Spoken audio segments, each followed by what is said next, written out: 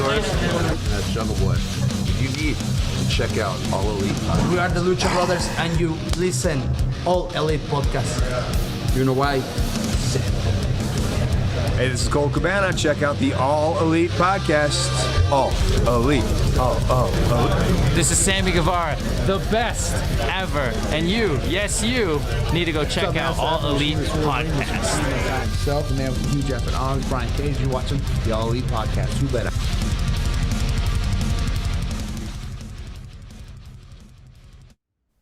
We are back, All Elite family, for another exciting edition of the All Elite Podcast. As always, I'm your host, All Elite Andy, and I'm joined by my boy, my co-host, my buddy for 100 and some odd episodes, many weeks. How you doing, AJ?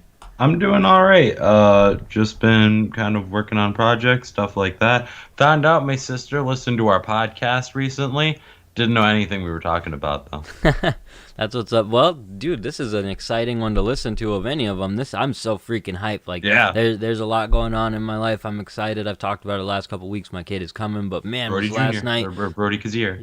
Yeah, dude, last night was freaking hype.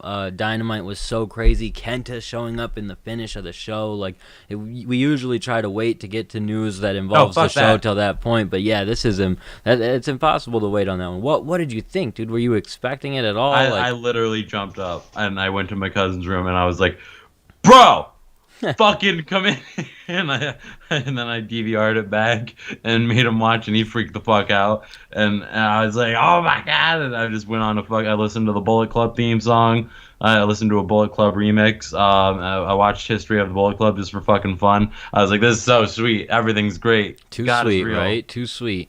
Too sweet. I had so much fun watching Dynamite last night, seeing Kenta. It was cool because I kind of predicted it the show before. We were talking about it, and he showed up. I was so surprised. I couldn't believe it, man. The New Japan relationship is definitely in the beginning stages, if nothing else. You know what I mean? Like, oh yeah, it's very easy to say now there's something going on. When we started the show, when we started the podcast, I think every AEW fan from when you jumped in, you were waiting for this moment in some way, shape, or form. You know what I mean? Like, you were always waiting for a New Japan relationship. You knew that there were some political reasons that it wouldn't happen, but wow, it makes sense that it didn't happen right away because, like, first and foremost, well, aside from Kenny leaving, but first and foremost, you want to see how the company's going to play out. It was a brand new company, so giving it a couple years makes sense to me. Yeah, well, that especially, and there's just so many reasons with what's been going on in the world that it makes sense now. It's definitely something that it made sense to wait for, but it was so exciting when it happened. Like I said, kind of predicted it coming. They led right into it. You know what I mean? In hindsight, looking back on Nick Jackson saying, This isn't a storyline. We're not working with them. And then this Wednesday he shows up. It makes all the sense in the world. It's so awesome. It's fun. It's what makes tuning into stuff like Being the Elite a little bit more fun because you just get that added taste. And it wasn't just a one-shot segment where they're shooting something for New Japan. They're going to do a match next week. Kenta is working with Kenny. They're teaming up against, what is it, Mox and Archer? Yep, Mox and Archer. What a match. And it's lights out because Kenta doesn't have Kenta's a contract. That's great. That's genius. Oh my God, it's gonna be so sick. And at first I was excited because I was like, oh, Jay White said he was leaving New Japan, but then he came back at New Beginning. I found out, and I was like, damn, that would have been cool. Well, there's just so many cool potential crossover matches we could see from this relationship. Yeah. I made a thread of it on Twitter today, just going over the various cool matches I would love to see. The one I want to see for sure is Minoru Suzuki versus Eddie Kingston. That's a dream one for me, just because it's and I know you're right there with me. I knew the reaction was coming because what a match that would be. What a fun dream match I feel like that would be for even Eddie Kingston himself. So there was a bunch of other matches I had listed in there. You had a good one too, Phoenix versus Hiromu. Or Darby, whatever. Hiromu versus fucking anybody, actually. But yeah, Phoenix versus Hiromu, fucking that would be wild. Yeah, I'd love to see some Okada versus Hangman Page as well. Like, there's so many different really cool matches you could see. There was a time in New Japan where Tanahashi literally said, Hangman is like the pure person in the Bullet Club, and I'm gonna get the poison out of him. I want that to be continued upon. Yeah, dude, it's just, I can't believe it. When Kenta shows up, he attacked somebody, or he dropped Mox, and then hits Yeah. him with the GTS. He takes the mask Shitty off. sell. Dude, it Terrible was, sell. It was a bad camera angle too, so it was just Yeah. a tough situation there. But it Whatever. was freaking nuts. Like, he comes in, hood on, mask on, everything. I for some reason thought it was Trey Miguel, because we just want Trey Miguel involved in AEW, and I was like, well, that would be crazy. And then he unmasked, and I realized it's Kenta. So it was a lot of fun. I think that they did a great job with that. They did a great job at getting us excited with this new storyline. And I also think that this is something they wanted to start sooner, but New Japan held off on. And I have no real reason to confirm that, but I think when Tony Khan was hinting at stuff, when Kenta was hinting at stuff on social media, I think it was maybe going to start then. But some stuff happened where they wanted to wait and shore some things up. But hey, shoring it up is fine by me, because now we got it, and this is a lot of fun. It works out for both companies too. It works out for the companies, the fans. There's really nothing to complain about here. I want to say something, but I also don't want to be an asshole. But I'm gonna do it anyways. Yeah. Because normally I don't give a fuck about the ratings ever, but they tried to pop a really cheap ass rating with Edge, being like, maybe I'll go for the NXT title, when a fraction of their audience watches NXT, and that bullshit. And they got blown out in the ratings by who? Hideo Itami, the guy they shit all over. Cool. Fuck you, Triple H. Yeah, I mean, obviously it wasn't just people pulling in for Kenta, but I think that the exciting thing about it is 800,000 people were tuned in for that match. You know what I mean? And that obviously brings us to the next point. The ratings this week, they were pretty good. They were pretty good for AEW, right? I mean, what were they at? Let me pull them up. Let me pull up Brian Alvarez. Yeah, I got him. It was 844,000. Yeah, so that's not bad, man. You can't complain about that from AEW at all. No, not at all. That's actually pretty solid compared to recent weeks, honestly. Especially, I think, because the news is dying down, especially that it's a lot better. And fucking great number. Again, I'm not bragging like, oh, we won. I'm just like, haha. No, I agree. I agree, and the only reason I'm bringing, like, kind of going against your point is just to say, like, when 800,000 people are tuned in and that much exciting stuff happens, I feel like the number is inevitably going to go up. Like, when you have that many tuned in and it's a bad show, I'm like, damn, there were that many people tuned into a bad show. When it is as a relatively really, really good show, great show even, and is capped off with that, it's amazing. So I thought Beach Break was a huge success for so many different reasons, and it's good to see that the ratings back that up, essentially. So yeah, I don't know, man. It was such a great, awesome night for Dynamite. So with the rating being up, it's solid, and it is funny. I like the point. I like that you bring up that point. The humor in the fact that they were definitely trying to compete with AEW by bringing Edge on and pull some viewers away, and I don't think that it worked at all. I think that it definitely probably pulled in some more of WWE's regular audience, but it didn't pull away anyone who was tuned into AEW, because they knew some fun stuff was happening. Now we have an Impact, AEW, New Japan relationship. NWA. So many different, NWA. There's so many different talent available to AEW that don't have to be mainstays in AEW. It's a very different time in wrestling, you know? So I for one, am blown away and very excited. I just love the fact that, like, the Bullet Club's gimmick was like, we're gonna own the wrestling world, and meanwhile EVPs of a company literally doing a cross-promotional thing across countries and huge promotions, they basically own the wrestling world. This is fucking great. Too sweet, brother.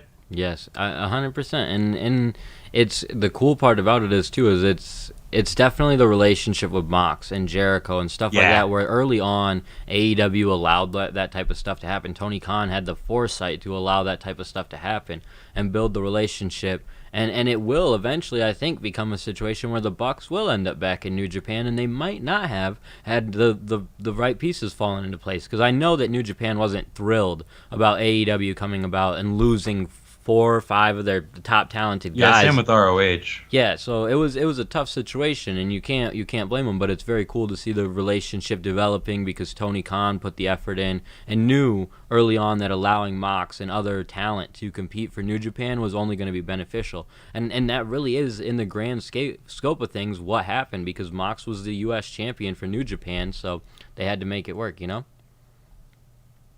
Uh-oh, I think I lost my guy AJ.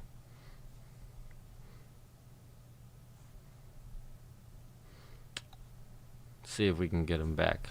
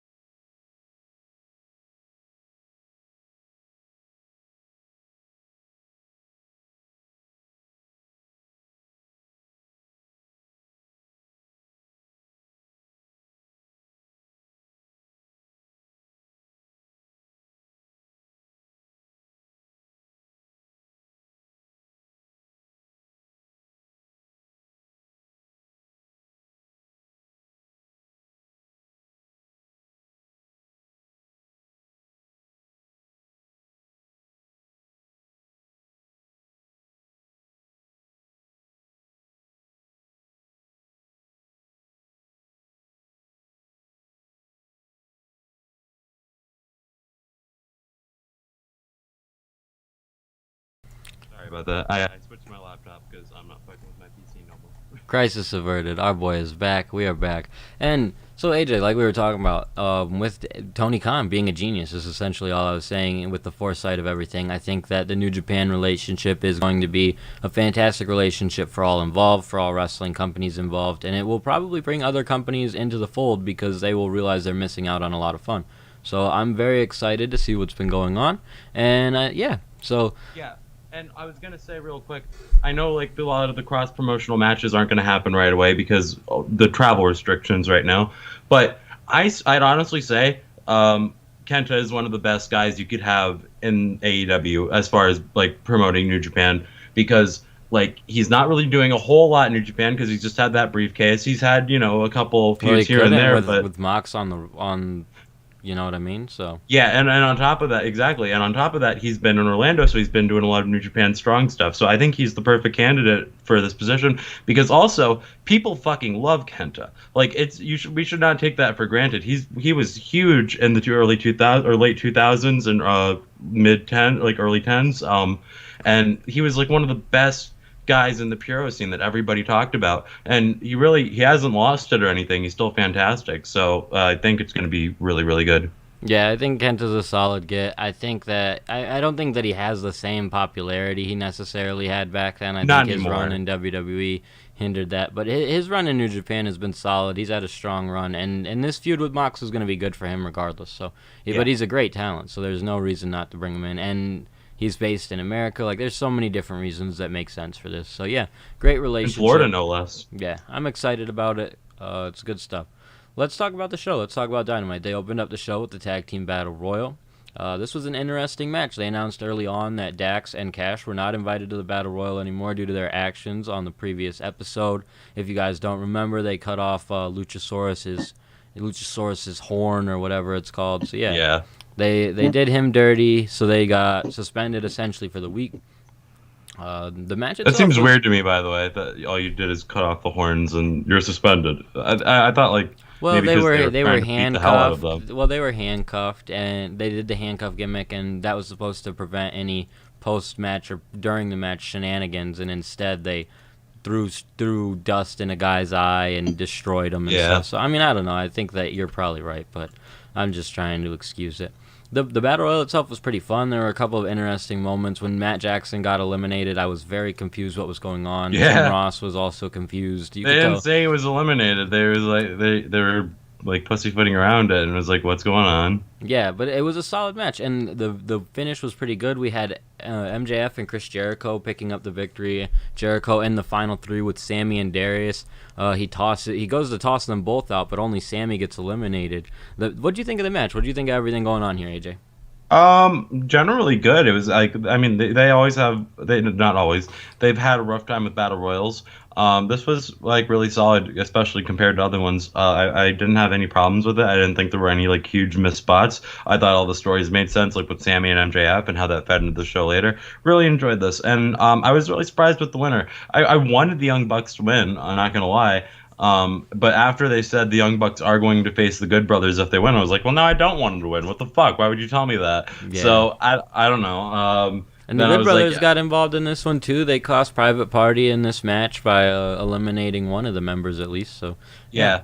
So it was very good. It was a good match, a good storyline building match for that type of stuff going on with Impact, and that's what's also interesting is it's going to push us to want to check out other feds if we're not already, because you want to see what Private Party's doing in Impact. I want to see what Mox is doing over in New Japan. So it's all very good, and the Sammy G situation with Max is obviously about to blow up, and we'll talk about that more later on in the show. But they had some tension in this matchup as well. So Max Caster actually the one who eliminated MJF in this one. I thought that was a little bit interesting.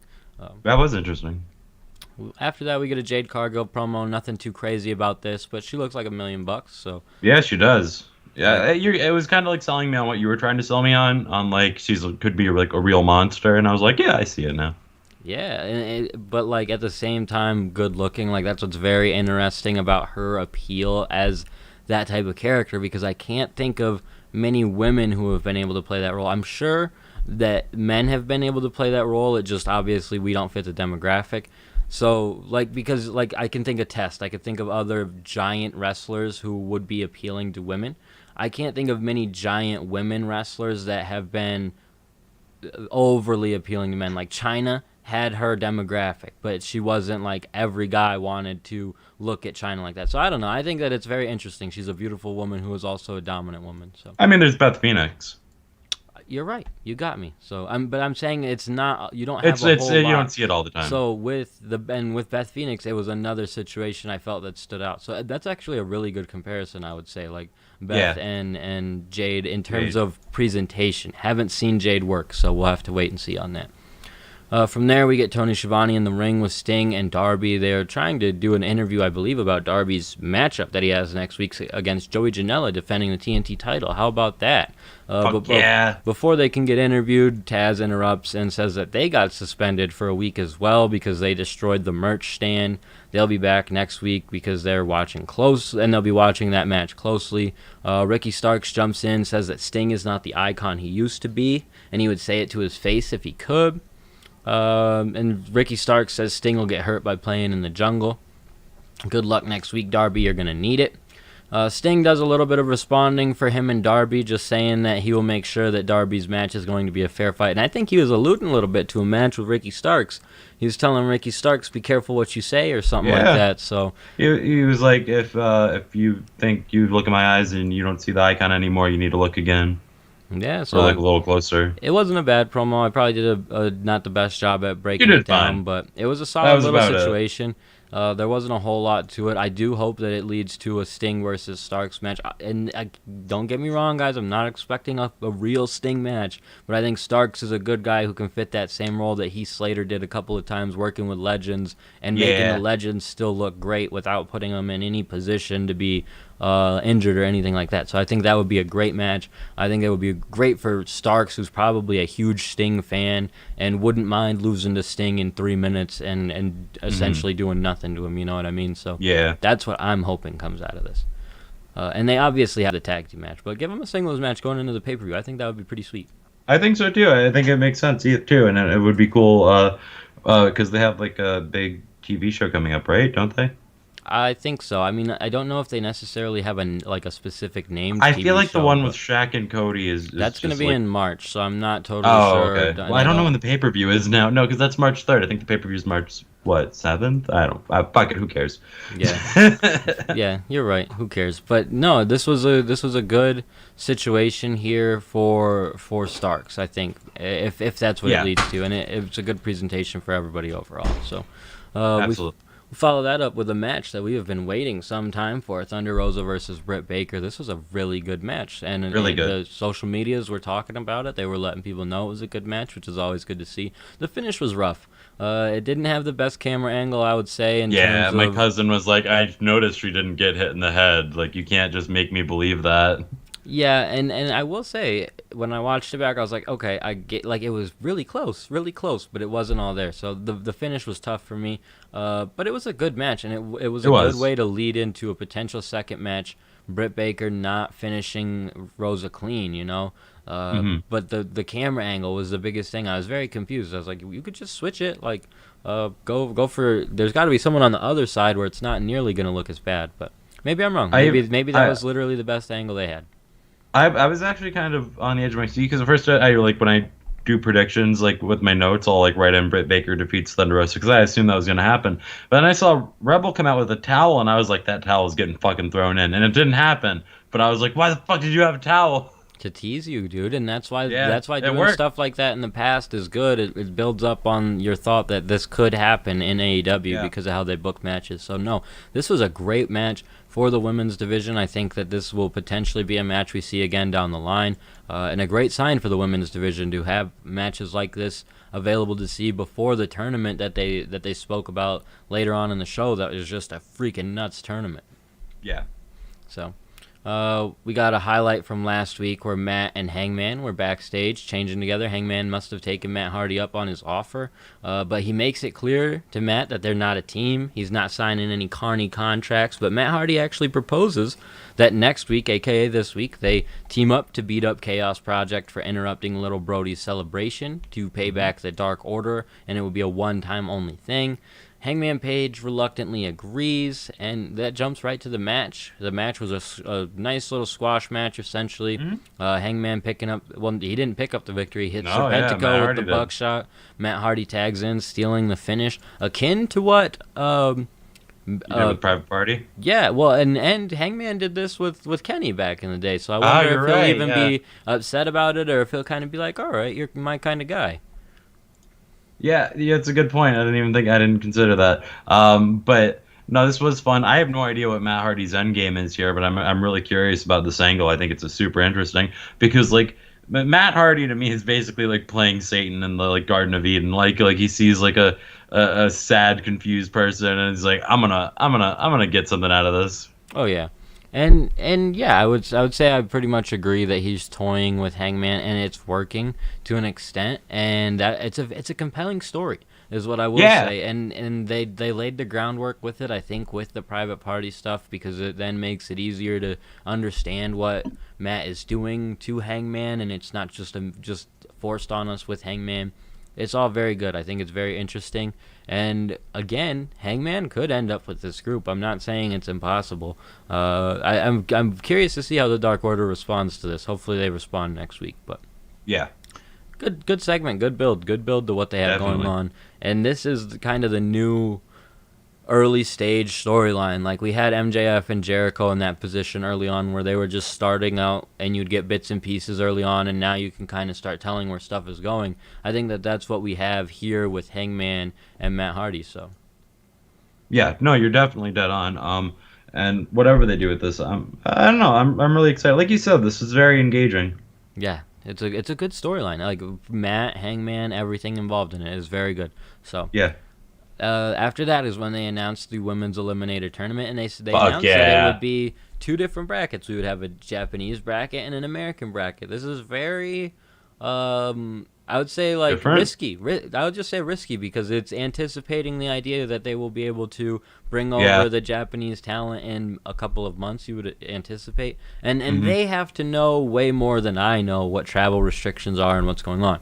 But we've also seen the world flip on its head in 2 weeks in the last year. So it's just to say that anything could happen, but I don't blame them for doing this because it's a good way to get Rio involved and probably a couple of these other Japanese women involved in the company and get eyes on them even before they're able to start appearing regularly. And imagine the depth of this women's division when they are able to bring some of these women over consistently, you know? And Yeah. I'm sure that some of these women might consider at a point just coming over full time the same way Hikaru did. So Yo, if they're- we get Maki Ito, I'm gonna be so happy. yeah, dude. So I'll run through the list of talent. I don't know. Excuse me if I mess up any names. We got Aja Kong, Yuka Sakazaki, Veni, Emi Sakura, Rio Mizunami, Mia Suruga, Rin.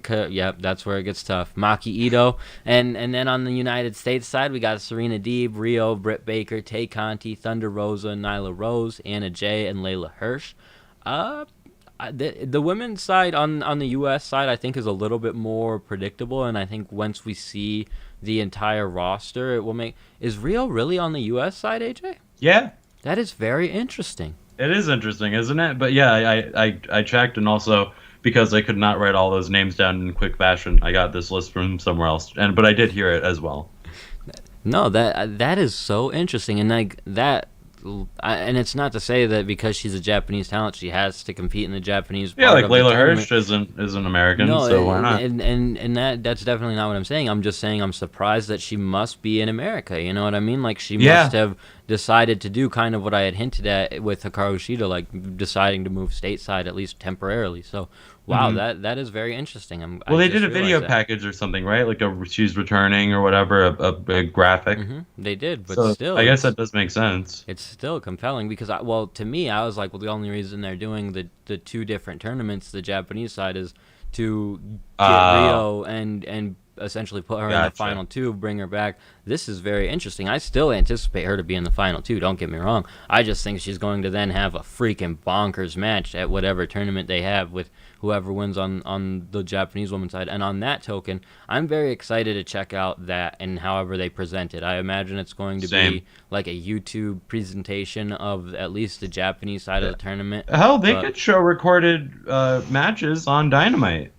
You're very right, and that wouldn't be a bad idea because you would get a different crowd vibe from that. So Yeah, and Japan actually can have crowds, just not at full capacity. yeah, so no, this is all very interesting, and I think that that tournament especially has me excited for the women's division at least. So for the next Yeah. couple of weeks, you'd have to think because that tournament with that many people involved in it is going to take a little bit to get through. So Definitely, it's going to be a while, but we have a little while. yeah. Exactly. It's good stuff. After this, we get MJF and Chris Jericho backstage celebrating their victory, making their way to the locker room. Alex Marvez is trying to get a conversation in with them after their victory, but there's a bit of tension between Sammy G and MJF, and Sammy storms off. Jericho goes after him, and this leads to a private conversation with MJF, who shuts the door, tells Proud and Powerful and Jake Hager that they've finally got to have a talk, boys, and so it's happening. You know what I mean? Yeah. Poor Sammy. That's what I put on Twitter, and that's what makes it even better. That's what the MJF Oh, yeah. is the perfect guy to turn Sammy face. He's the perfect guy for this whole situation. Like it's gonna be freaking good, and I'm excited. I'm so excited for Sammy's babyface run. He can do so well as a babyface. You know what? You can't. You know he can. You can see it. He's likable right away. Like, yeah, he can play the heel, but like you could tell, like this is a likable dude. Like when he first came out, he wasn't really playing up a heel in AEW, if you recall, because he had the first match. Like he came out in Panda Head and everything, Yep. and he was having a fun ass time, and it was really easy to like the dude. And so, like whatever happens, like. Yeah, I love this. I love Sammy Guevara as a face, and I love that I'm gonna hate MJF even more. And it's because he's just the guy who breaks up friendships in wrestling. Yep. You know what I mean? And now it's happening again, and it's almost like Sammy was a face in a lot of his run with Jericho, but they did just dastardly shitty things, and now it's going to propel him even more. I can't think of many other guys. Well, I can actually. I can think of about 2 or 3. But Sammy has been booked just so perfectly within AEW. Him, Darby, Hangman, the time that they've put into crafting these characters and making them into likable baby faces, guys you want to see win, it's what's going to build this company up over the next couple of years, because you're just going to, new fans will come in and want to consume and see where it all started, and to see Sammy spent his whole time up to this point as a bad guy, as a heel in AEW, but it's also been enough. You've seen enough cool stuff from him that it's what's going to make his babyface run even better. Like I don't think his run would have been great if he just started out as a face and was just going as a face. So I think that this has been booked so well, and I'm very intrigued to see where it goes, and they did a good job. Yeah, no, super good job. And we've been saying for a while, like wherever this is going, we know it's going to be good, because that's what Chris Jericho does with all his angles. He puts a lot of time and effort into them, and this is just another example of that. Yeah, 100%. But with really talented young guys who he's boosting at the same time and putting that's over the and giving thing. the I rub. did not think that this storyline was going to elevate Sammy, and or by proxy, I figured he might get elevated. But it didn't seem to me that he was the guy who they were looking to build off of this. I figured it would be MJF, to be honest with you. I thought he was going to go into a feud with Jericho, and whatever was going to happen, it was going to essentially just be to elevate MJF. He's being elevated at the same time as Sammy is by proxy of this feud. So it's been a really good job, and I'm very excited for Sammy. So we then go backstage. Kip Sabian is with Tony Schiavone preparing for his wedding segment. This brings in Vicky, who tells him it's time to go. We see James Mitchell. He's a special officiator. This was a typical professional wrestling wedding, but it wasn't, because they were able to get all their vows in. No one interrupted, thanks to Miro. Well, to be fair, Kip did interrupt Penelope, but go on. He did, but just like you interrupted me there, it wasn't anybody new coming into the scene. But and that was, I had so much fun. Miro did a great job in being able to play off of his wedding in WWE. If you're a fan of AEW, you pretty much know about that segment, and at least that shit went off the rails, and it was horrible. And Miro did a great job in a couple different moments of the wedding itself, his promo Destroying the afterwards, present, getting everything. getting Yeah. people to sing along. Like he realized what the fans were doing and played into it, which you have not seen in wrestling in probably almost a year, because you don't even really get fan reactions anymore. But you could hear Yeah. those fans singing that song, and you were like, oh wow, this is fucking amazing. So they did a great job with that. The wedding itself, there were clunky moments. There were moments where it was a little long, but it was your typical wrestling wedding, because it ended with Orange Cassidy and Chuck Taylor ruining Kip Sabian's wedding. They handcuffed Miro to a post. Orange Cassidy jumped out of the wedding cake, and they beat up Kip, and that was cool. I'm gonna propose a philosophical wrestling question, Oh, it's beautiful. and also a statement. This was a bad segment, but are wrestling weddings supposed to be good? No, not really. So And that's it works. That's where if you stuck through the whole thing, there were gems in it. You know what I mean? There was Yeah. some good. There was some good. There was some really bad. There was some like, this is long. Like, this is just kind of Yeah. clunky. But it was entertaining for the most part. I kind of got what they were trying to do. I was entertained by it. That's the one thing I'll say. Exactly. Miro especially, I think, and maybe that's why they had Miro as part of this, because he's the one guy that they can play off of the whole wedding thing. Because outside of that, I'm very, very confused why we built this up for this many months, because it didn't tell you why. necessarily lead to anything. Why? I'll tell you why. Because wrestling weddings always pop a rating, even over Edge. So they knew that Edge was coming this week, and they were like, Yep. let's do it. You're right, Put dude. the wedding on beach break. We gotta do it. Edge is coming.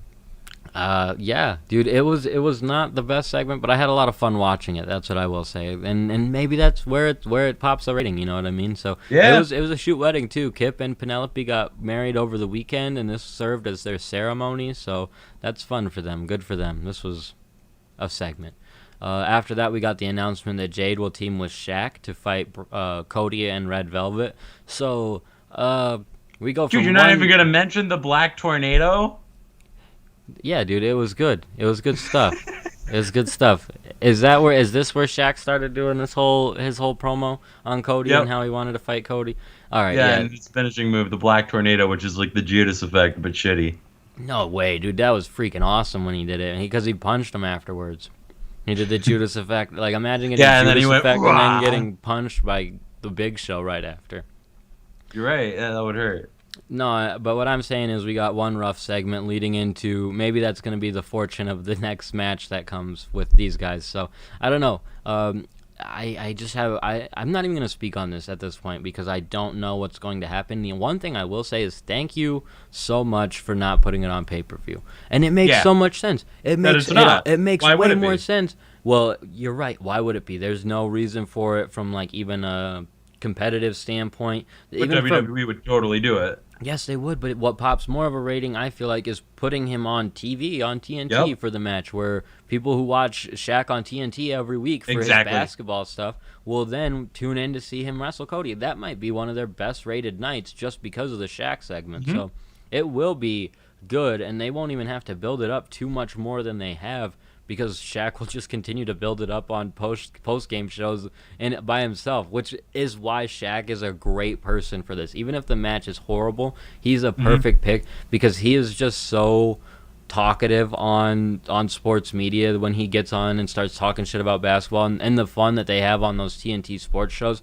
that he's going to be talking about this for coming weeks, where they're going to joke with him like, oh, you got your match coming up with Cody, and he's going to be like, I'm ready, Yeah. I'm ready, and that's going to promote the match. It's going to be a joke and fun for them and just content for them, but it also will promote the match in the grand scheme of things. So Mm-hmm.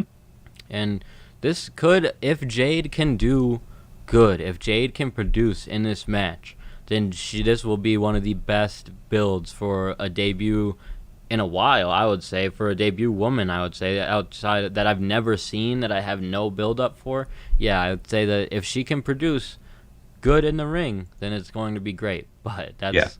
that's a we'll big have to if, see. and we'll see. But that's not a because- big if, but it's a possibility that she's bad. She's And just in a also- tough position, man. When you have to Yeah. be the person to carry the outsider, and granted, Shaq is a good talent. Like he's an athletic superstar Mm-hmm. in his field.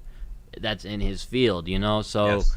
up against Cody. Cody's going to have to do a lot of heavy lifting. Red Velvet's going to have to do a lot of heavy lifting. Shout out to Red Velvet, who's definitely in the same position as Jade Cargill, where if she can deliver on a match this big, it'll boost her career tenfold. You're right. If Jade looks good in that match, I will have a lot of good to say about Red Velvet. So, yeah, that's going to be a good one. I'm glad for it. Another one that was good, Eddie Kingston versus Lance Archer in a lumberjack match. This was a clunky brawl, but it was a lot of fun. Yeah, it was fun, but it was all like the spot where Lance Archer did the Undertaker dive was sick. That's what I really remember. What I also remember though is the lumberjacks not being fucking lumberjacks. They just beat the shit out of them every time they got out of the ring. And then one time Eddie Kingston was pissed off, so he just got out of the ring and started throwing punches. So of course they started beating the shit out of him. And I was like, what the fuck kind of lumberjack match is this? Yeah, that was my one moment where I was like, why is Eddie fighting all the lumberjacks? Like, stop. But at the same time, it made sense. Like, to me, the perspective I took was it was really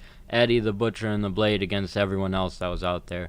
And it turned out to be fun. And there were a couple other guys on Eddie's side, a couple of the heel teams. So it was good to an extent. Bear Country was like the big faces here. And it was like, who the fuck is Bear Country? We talked about them on Tuesday, I know. Yeah, I put them over. I picked them. They were my pick for the dark fucking sleeper pick. And then here they are. They're coming. They're coming to TV, brother. I believe you. Bear Country is coming to fight Butcher and the Blade. When I saw that, I was like, that's a match that's coming in the next couple of weeks. Fuck yeah, I called it. Bear Country, dude. I don't know if I love them or not yet, but we'll see. Yeah, that's the problem. They were pretty cool in the moment that they took out a Butcher and the Blade were guys I wasn't sure about either, and they became cool. Yeah, you're right. I think it was Bear Country taking them out that made me think they're cool. Like, all right, I'll give them a shot. So, and probably me talking about them on Tuesday's show helped a little bit too. I might have been with you and like, who the fuck is Bear Country if it wasn't for that, but. No, this was good, I think, for that perspective. Like, I am seeing something probably new for Kingston right now, but you can still do this match, you know what I mean, down the line, because Archer didn't necessarily, it wasn't a super clean match, you know. He did hit the blackout to finish Kingston, and there wasn't a lot of nefarious stuff going on, but people were getting involved throughout the entire match, so there was nefarious stuff getting involved. Oh, and the bunny almost got hit with the blackout, so that would have been nuts. That would have been crazy. There was a lot of fun, but there was also a lot of weird shit. And I feel like they've just had 2 matches in a row where it's like, it was okay. It was one of those, this is one of those matches that if we were as pessimistic as we used to be, we would have just dogged all over it because we like Kingston and Archer so much, but I don't think it was bad. There was just a lot of clunky stuff that we could have done without, especially like just all of the lumberjacks. I think actually, I'd rather see these guys just beat the shit out of each other in a no DQ match and have none of these other guys out there. But I get why it happened because I really do feel like it was to build up Bear Country and sort of do something else with these guys. So. FTR was backstage. Well, not backstage. They were in a bus, I believe. Scary, dude. This was awesome. They did a promo. They were pissed off that Jack. They keep calling Jungle Boy Jack, which I also love because it adds just a little bit more to him and the fact, Jim Cornette vibe. Well, and it makes them bad guys, but it also just tells people what his name is. So if he ever wants to get away from the Jungle Boy gimmick and become Jack Perry or whatever, then it won't be so hard. But yeah, this promo was good. Tully Blanchard takes over talking about how it's a bit of a conspiracy that he was banned from the tag team match, had to be handcuffed to Jurassic or to Luchasaurus, and then now they're banned from the Battle Royal because Jack had to run to the principal's office and got him kicked out. So all they want is a title match. And Dax says that they aren't bad men, but what would bad men do? And we see Marco Stunt handcuffed to a chair. There's some bad fucking men, with man. duct tape on his mouth and chained up, and it's like, what the fuck is going on? What are they gonna do to little Marco? They're gonna fuck him up because these guys. His buddy's a little tattletale snitch, so that's what he gets. These guys are pieces of shit, is what they are. They're gonna hurt Marco. Fuck them. It was good stuff, dude. I love this segment. I think they did a good job. I think this builds up the match between FTR and the Jurassic Express even more. Oh, yeah. And who knows? Maybe they didn't beat up Marco. Maybe he's going to turn. Maybe he's going to turn on them. Maybe they're just going to have a conversation with him and be like, listen, little buddy, we're going to give you all the money to turn on your boy, Jungle Boy Jack. But I like their promo. I like the fact that Tully was... They got to discuss Jack and continue a feud with them while also making it very clear they want to be tag team champions still. They don't have to feud with the Young Bucks every week for them to still be essentially number 2 contenders. At any point, we could get FTR versus the Bucks, and people will be like, awesome, great. And that's because they continue to just make it clear, hey, we want the tag team titles. Yeah, we're about to go beat up this jungle dummy and his stupid dinosaur, but then next week we're coming back for the titles again. So I think that they've done a good job here. Phenomenal job, like, and then the whole entire time they've been in AEW. Great job, great booking. Yeah, 100%. So that was good stuff. We then get to the main event. Main event Mox teaming up with Phoenix and Pac to take on the Good Brothers and Kenny Omega.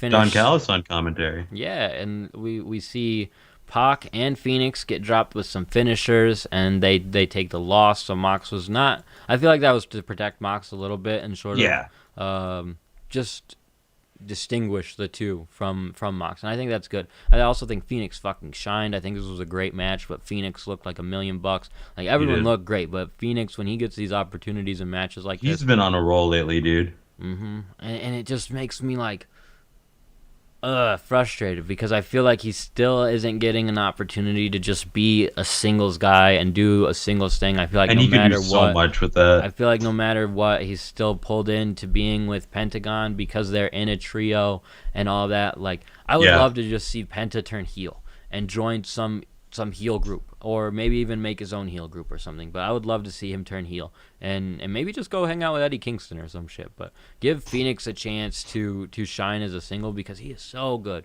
so good. And again, they're kind of doing that. I'm being a little bit down on what they've done with him, because it's not like they're shoving him down our throats as a tag team. But I still feel like he just isn't in that position. Like, he could be a top guy. He could be like Pac, and maybe one day he will be.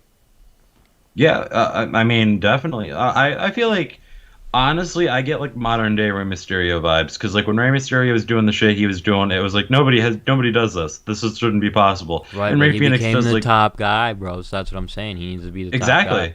That's what I'm saying. Like, I get those vibes. Like Rey Mysterio, like, growing into that role of being like this lucha libre, I can't believe this guy can do this shit legend. Yeah, I agree with you. Post-match, Rey Phoenix gets beat down by all the guys in the ring. Mox tries to make the save, but it's too much. Archer hits the ring to get involved, so that's where I'm kind of intrigued where he plays into this. Maybe Kenny will end up having a match with him because Mox is tied up with Kenta or something. But yeah, Archer makes the ring, takes out a couple of the Good Brothers, or the Good Brothers. There's only 2 of them. Takes out the Good Brothers. Mox is left in the ring with Kenny. Looks like he's about to take him out before he gets dropped by a masked man. The masked man unmasks himself, and it's motherfucking Kenta. I don't know who it was in the group chat that said he should have just kept the mask on so people would think that it was CM Punk, but I agree. And he hit the go to sleep and fuck you. No. Kenta's great. I love Kenta. Like any wrestling fan obviously would have known that it was Kenta, but there would have definitely been like kids at least who were like, "Oh my god, it's CM Punk. I've never seen a real CM Punk match, but he's here. Oh my god." Like, wow, you're right. It's been 10 years, hasn't it? Like almost 10 years anyways, right? Yep. So that I would have loved it, but no, I still loved it. I'm thinking of Money in the Bank. No, you're right though. Fucking I think it was Joseph. I think it was the illustrious Joseph. It must have been. I already know it was just by you telling me that idea. And right after that, someone commented, it was like, "That's why you don't book AEW." And I was like, "Fuck, I love that idea." But no, I think that they closed the Dynamite with a great closing. Like, that's one thing that's undeniable. When you have Kenta show up and recognize that AEW New Japan relationship is sparking up, it's a great show. You know what I mean? Mm-hmm. I mean, you don't get around that at all. We said it. We said there was going to be some mind-blowing shit on this episode, and here you go. There was. Yep, I agree. So I think that they did a great job with Dynamite. I couldn't have asked for much more, you know. Yeah, because there were great matches, so much interesting stuff. Literally couldn't. All I could have asked for was Hikaru Shida. But yeah. Because I do she just hasn't been around, you know what I mean? She hasn't been around. She's kind of disappeared on us. And this was an important show. And with the tournament coming up, I feel like she won't be a focal point of the show because the tournament's going on. So I would love to see something for her. Maybe just like do some independent open challenge where she's then bringing in that'd be cool. Non-contracted AEW talent to face, and then you bring in Tessa. Yeah.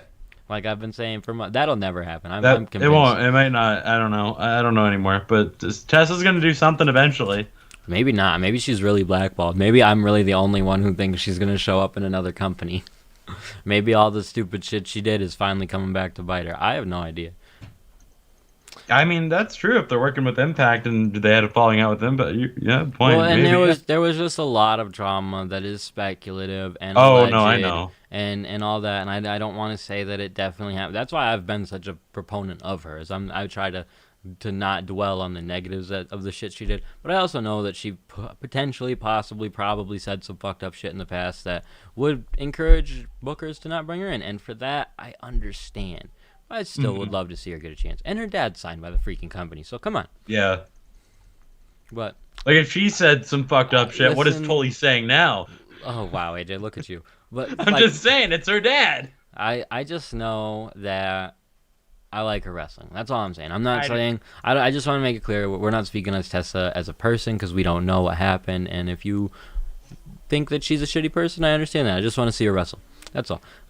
We got way off on a tangent there. Let's close out the show. AJ, let them know where they can find you, and we'll be back next Tuesday at 6. If you want to watch us live on Twitter or YouTube, then you can catch us at 6 p.m. Eastern Time. Otherwise, you'll be able to find the podcast probably about later that night. Yeah. You can follow me on Twitter at BigMatchAJ and on Instagram at AJTheFitzy. Yeah. That's it. And you can follow me on Twitter at Upstate Andrew. You can catch me on Instagram at Andrew Kazir. You can find the podcast on Facebook at Facebook.com/AllElitePod. We're on YouTube at YouTube.com/AllElitePodcast. Make sure you smash that subscribe button, brother. We're also on Instagram at AllElitePod and Twitter at AllElitePodcast. Make sure you check us out. Follow us on all of those platforms. We always appreciate you guys supporting. Until next time, we'll see you on Tuesday. Too sweet.